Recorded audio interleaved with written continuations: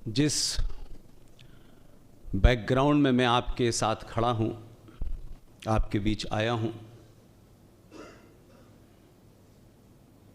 उसमें जम्मू कश्मीर में जो भी कुछ हुआ है वो आपने कुछ तो टेलीविज़नों पे लाइव देखा, अखबारों के माध्यम से जाना, लेकिन बहुत कुछ ऐसा है जो इस देश में बहुत सोच समझ करके, जानबूझ करके विद्वानों ने, राजनीतिक दलों ने, सामाजिक कार्यकर्ताओं ने, अध्यापकों ने, तमाम वो लोग जो इस समाज में अपनी अपनी हैसियत रखते हैं, सब ने उस षड्यंत्र में हिस्सा लिया। सिर्फ राजनीतिक दलों को दोष देना ठीक नहीं है। अगर राजनीतिक लोग कुछ छुपाना चाहते थे तो इस देश का इतना बड़ा समाज, इतना वाइब्रेंट समाज, आखिर उन्होंने इन मुद्दों को कभी सार्वजनिक क्यों नहीं किया, चर्चा का विषय क्यों नहीं बनाया, उस पर बातचीत क्यों नहीं हुई, उस पर डिबेट क्यों नहीं हुई? उसमें मीडिया भी शामिल है, उसमें प्रोफेसर भी शामिल हैं, उसमें इंटेलेक्चुअल भी शामिल हैं, गोया के समाज का हर वर्ग उसमें शामिल है। इसलिए मैं मानता हूं कि आज हम इस बात से तो खुश हैं कि जम्मू कश्मीर के अंदर कोई दो धाराएं थीं, वो धाराएं कैसे हटीं उसका सारा वर्णन आपको पता है।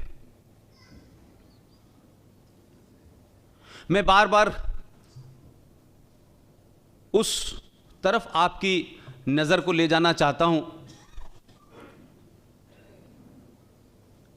कि जिन कारणों से भी आपने 70 साल तक इस जघन्य अपराध को होने दिया, बर्दाश्त किया,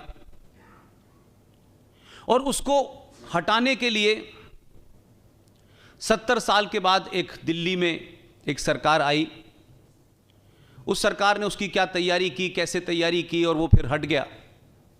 जो इस राष्ट्र के सामने चुनौतियां हैं उसमें अभी कई हजार आर्टिकल 35A और 370 हटाने हैं। लिहाजा जब लोगों को लगता है कि यह काम हो गया है, तब हमें और हमारे समाज को और राजनीतिक दलों को जो सच मानों में राष्ट्र के प्रति समर्पित हैं, उनको यह सवाल जरूर पूछना चाहिए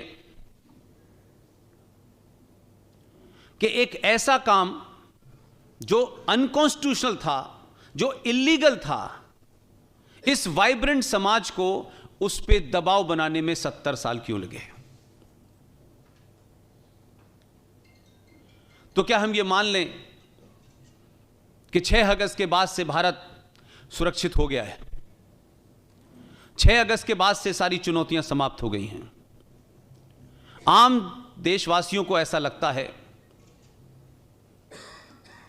कि हमने कोई युद्ध जीत लिया है। आपने 6 अगस्त को युद्ध नहीं जीता है, युद्ध का एक मोर्चा जीता है।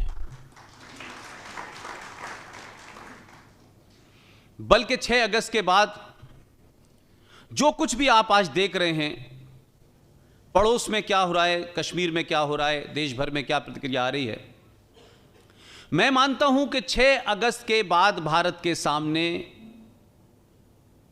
इस तथाकथित आजाद भारत के सामने चुनौतियों का एक लंबा पहाड़ है, और 6 अगस्त के बाद से लड़ाई शुरू हुई है। और एक नहीं है मामला, संविधान में कोई एक मुद्दा नहीं है।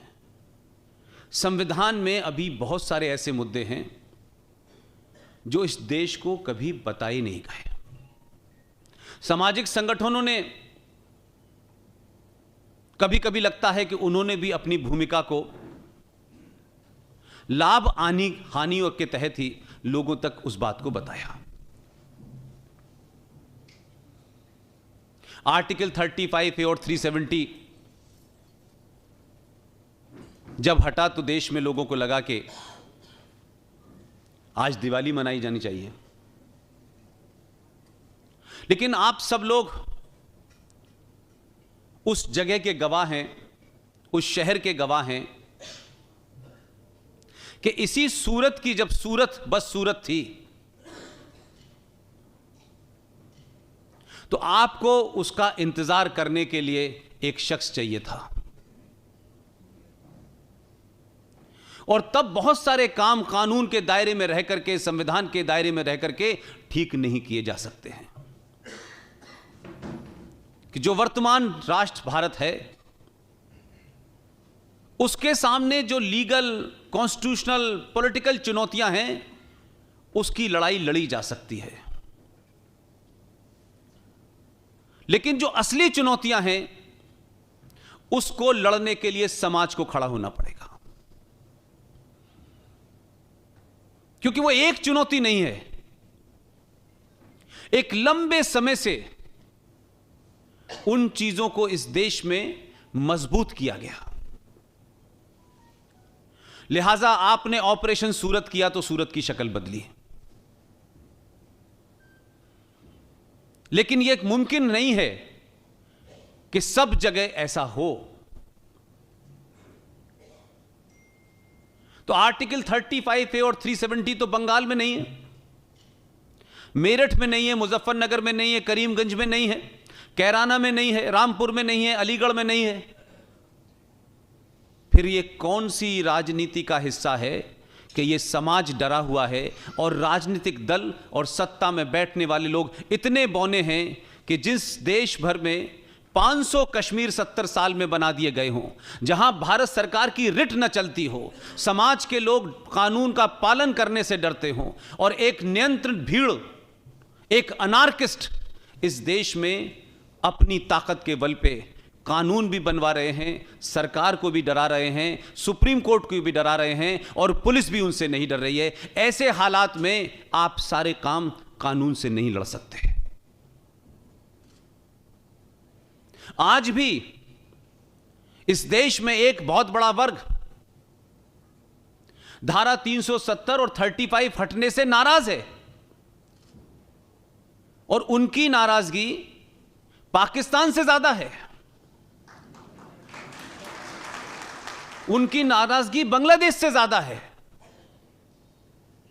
यह आप ही के देश में हो सकता है, क्योंकि 70 साल में जो आपने सत्ता का एपरेटस बनाया है, सत्ता के इर्द गिर्द पूरा समाज, हर एक को सत्ता से कुछ ना कुछ लेना है। जो रिटायर हो गए हैं उनको पार्किंग चाहिए। लिहाजा हम सच बात कहने से न सिर्फ कतराते हैं, डरते हैं, यह हमें मानना चाहिए। लेकिन मैं और तमाम वो साथी जो पूरे देश में हम लोगों के साथ हैं, कुछ को आप टेलीविजन पे देखते हैं, कुछ को कभी किसी के साथ देखते हैं, अलग अलग जगह में जा रहे हैं, अलग अलग विषयों पे बात कर रहे हैं और ये देश उनके साथ खड़ा हो रहा है। और वो किसी के खिलाफ नहीं है, किसी विचारधारा के खिलाफ नहीं है, किसी मजहब के खिलाफ नहीं है, लेकिन सच को सच कहने की शक्ति ने आज देश को खड़ा कर दिया है।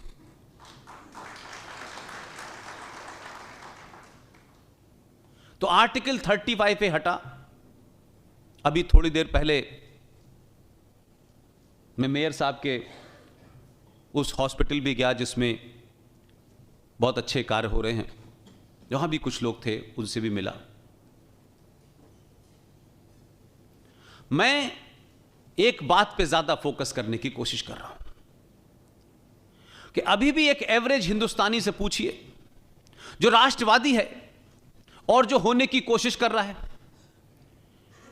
उन सबको लगता है कि 370 और 35 हटने से सब कुछ ठीक हो गया है। लेकिन मैं इस बात के लिए सार्वजनिक तौर पे, इस सब के बावजूद भी कि मेरा कोई राजनीतिक एफिलिएशन किसी से नहीं है, मेरा अगर छोटा मोटा कोई एफिलिएशन है वो सिर्फ राष्ट्र के साथ है, बाकी किसी के साथ नहीं है।